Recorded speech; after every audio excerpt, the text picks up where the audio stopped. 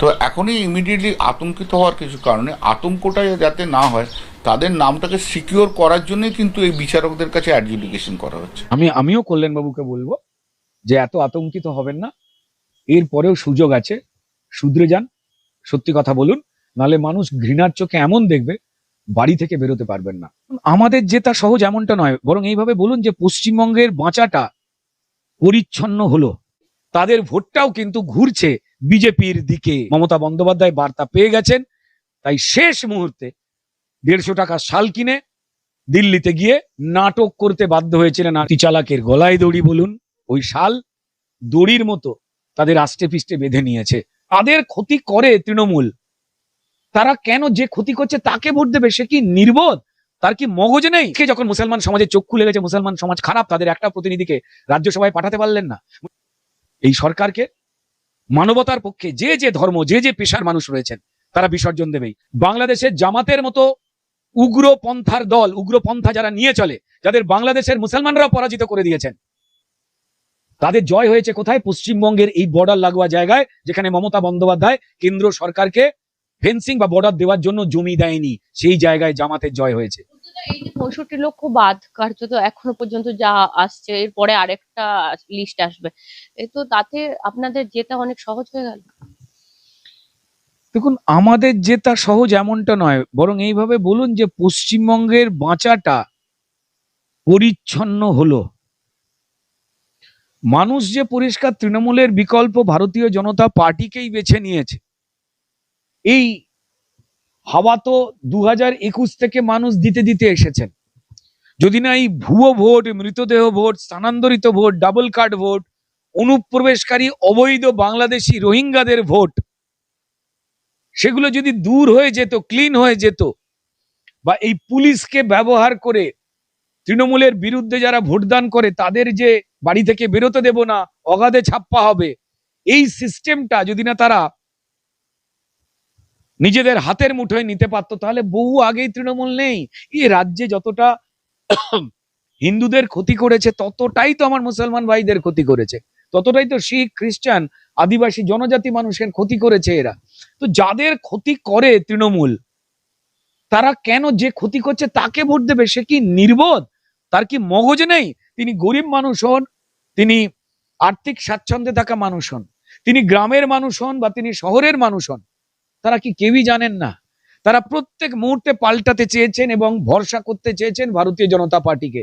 কারণ মুসলমানদের ভারতীয় জনতা পার্টির বিরুদ্ধে খেপিয়ে দেওয়ার পর এই মুসলমান সমাজের যে পড়াশোনা জানা যে ছেলে মেয়েগুলো, আপনার মতো যারা হয়েছেন, আপনি একা নয় রুজিনা রহমান, যারা ডাক্তার হতে চেয়েছে, ইঞ্জিনিয়ার হতে চেয়েছে, ভালো চাকরি করতে চেয়েছে, পুলিশ হতে চেয়েছে, যারা শিক্ষক হতে চেয়েছে, তারা রক্তাক্ত হয়েছেন, মার খেয়েছে।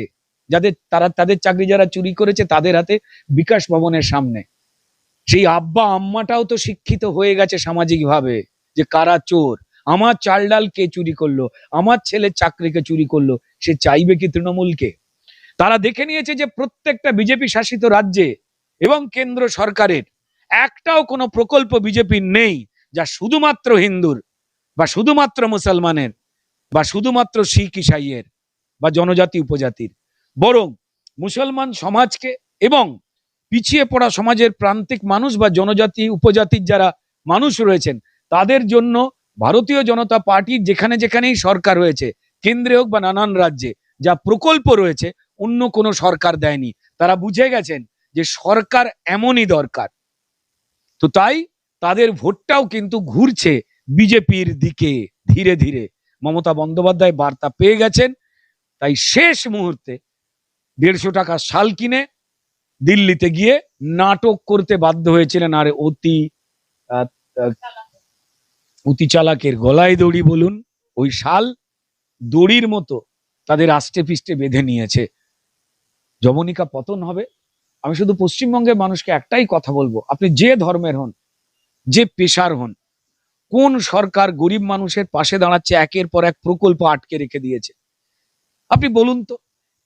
আজকে বেকার যুবকদের যে লাইনে দাঁড় করাচ্ছে, বললাম যে ভাতা দেওয়ার পক্ষে, আমরা কেউ বিপক্ষে নেই, কিন্তু আপনি তার চাকরিটা কেড়ে নিলেন, চুরি করে নিলেন। আপনি সরকারি চাকরি বাদ দিন, বেসরকারি চাকরির কোম্পানিগুলোকে এখান থেকে তাড়িয়ে দিলেন। 6,688টা কারখানা, কোম্পানি তারা উঠে চলে গেল পশ্চিমবঙ্গ থেকে, বেকার হলো আমার ছেলেমেয়েরা।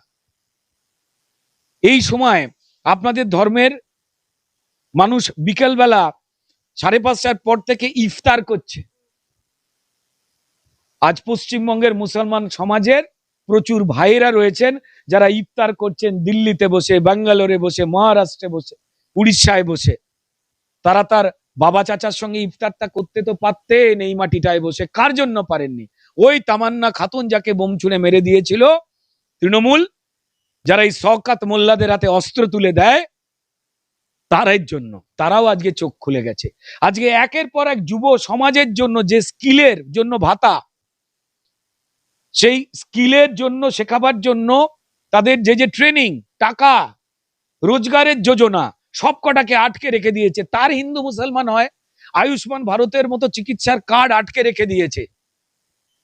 এত রাগ, মানুষের পুরো টাকা দিচ্ছে মেট্রো রেল। আপনি দেখুন চিংড়ি ঘাটায় জুড়তে দিচ্ছে না, মানুষ হেনস্থা হোক, পাছে যদি বিজেপির নাম হয়ে যায়। বর্ডার দিতে দেয়নি এতদিন ধরে, আমার রাজ্যের মুসলমান, আমার রাজ্যের হিন্দু যারা এখানের বাসিন্দা, তাদের জন্যই চাল ডাল, তাদের জন্যই কেন্দ্রীয় নানান প্রকল্প, সেগুলো আটকে রেখে দিচ্ছে। পাছে যদি বিজেপির নাম হয়ে যায়, মানুষ মরুক। আর আজকে যখন মুসলমান সমাজের চোখ খুলে গেছে, মুসলমান সমাজ খারাপ, তাদের একটা প্রতিনিধিকে রাজ্যসভায় পাঠাতে পারলেন না। মুসলমান সমাজ যেগুলো পছন্দ করেন না সেগুলোর দিকেই তাদের নজর।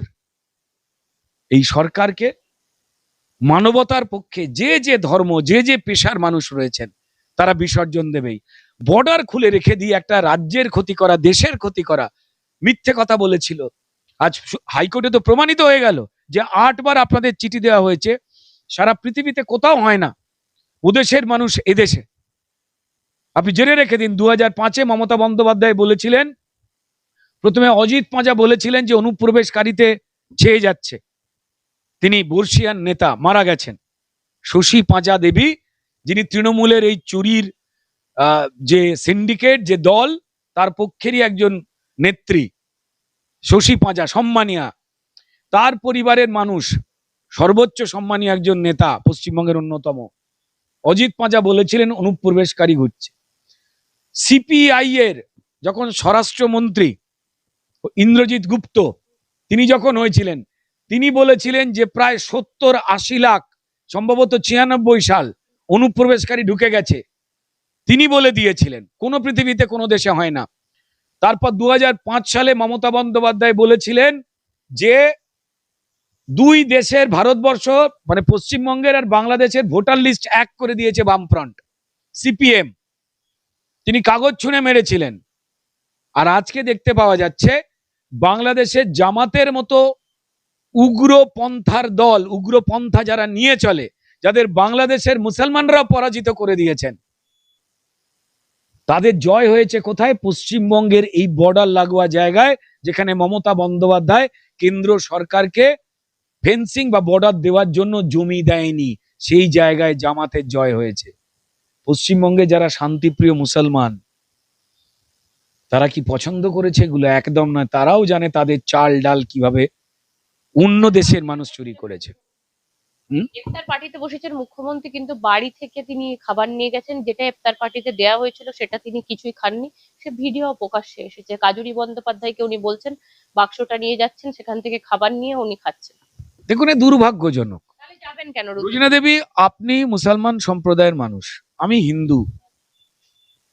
আমি আপনাকে আমার কোনো উৎসবে যদি, ধর্মীয় উৎসবে যদি আহ্বান করি, আপনি কি পরিষ্কার একজন বিবাহিতা মহিলা হয়ে আমায় খুশি করবার জন্য শাঁখা পলাপ করে আসবেন মাথায় সিঁদুর দিয়ে? তা তো নয়। কিন্তু মমতা বন্দ্যোপাধ্যায় হিজাব পরে যাচ্ছেন। তার ওই হিজাবের পেছনে কি চক্রান্ত ঢাকা বা লুকোনো আছে?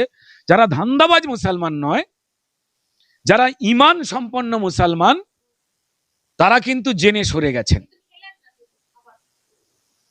মুসলমান ভাইরা দেখে নিয়েছেন। আমরা আবার যে যার ধর্ম তার মতো করে লালন পালন করুক। সেকুলারিজমের মানে তো এটাই, বামেদের মতো এই ভুয়ো সেকুলারিজম নয় যে হিন্দু বিরোধিতাকেই সেকুলারিজম বলে, নিজে হিন্দু হয়ে। সেকুলারিজম মানে 1976 সালে ভারতবর্ষকে সেকুলার করে কংগ্রেস। বাবা সাহেব আম্বেদকর কখনো সেকুলার লেখেননি। ভারতবর্ষের সংবিধান কোনোদিন সেকুলার ছিল না।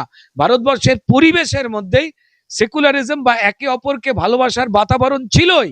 আপনি তো মানুষ রোজিনা দেবী, আমি মানুষ, আমার জামায় আপনার সালোয়ারে আপনি আমি মানুষ বলে লিখে দেবেন? কখন লিখবেন? যখন আপনি মনুষ্যত্ব হারাচ্ছেন, কোন একটা চক্রান্ত রয়েছে, তাই লোককে ঠকাবার জন্য এটা করবেন। কংগ্রেস এটা করেছিল, আর সেইটাকেই সেল করে ভুল বুঝিয়ে আমাদের এখানের বামপন্থীরা এই ভুল বোঝাতে বোঝাতে তারা নিশ্চিহ্ন হয়ে গেছে। সেকুলারিজমের মানে স্বধর্মে প্রীতি, অন্য ধর্মে সম্প্রীতি। যে কোনো ধর্মেই দু একটা জায়গায় দু একটা উৎক্ষিপ্ত লোক থাকে, অসভ্য লোক থাকে।